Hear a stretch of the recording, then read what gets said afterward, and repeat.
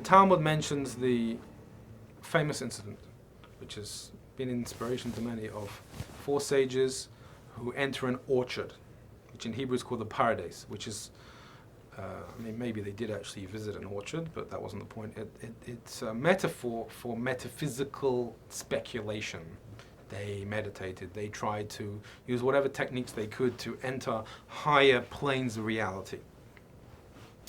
And the story is a sad one, because only one rabbi, actually Rabbi Akiva, successfully came out of this Pardes. The others, some of them went mad, one of them became a heretic. It was a source of imbalance. But it says about Rabbi Akiva that since he entered in peace, he left in peace. And there's an important message here which we can unpackage, we can decode for indulgence in this higher wisdom, the yearning for transcendence. Is it a healthy one? And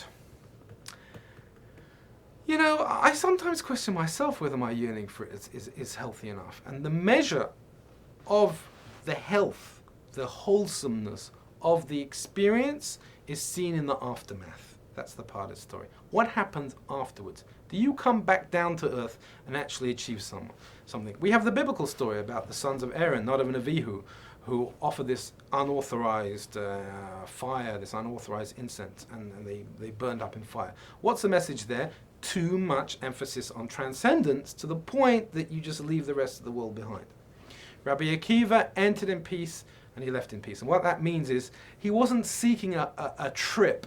He wasn't seeking a quick fix. He was seeking wholeness, wholesomeness, groundedness, balance.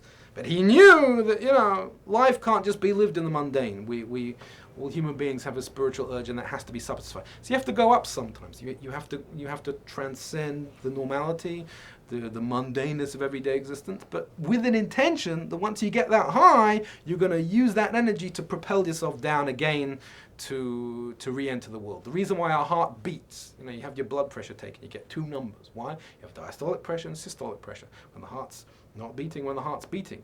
That energy in the human being, that beating reflects a higher spiritual reality, which is there's a heartbeat above, so to speak. Not that God has a body, but this energy is pulsating above. And that pulsatingness is a lack of, the universe is not static, it's pulsating, which means that you can't be static. You can't be in the same mood all the time.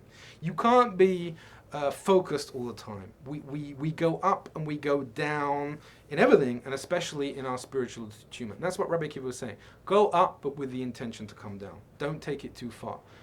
Trouble is, in order, in the secular world that we live in, to get any sort of mystical insight is so hard, and you have to push so hard.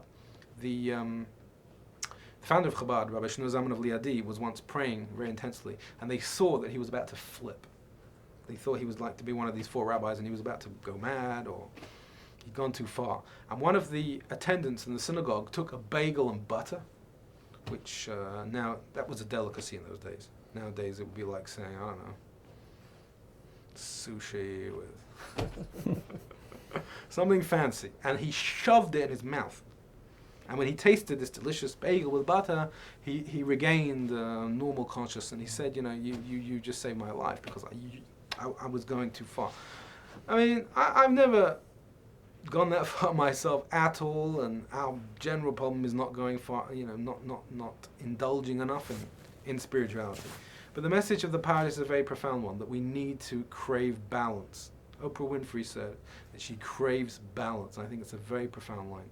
I think that's what Rabbi Akiva was really saying.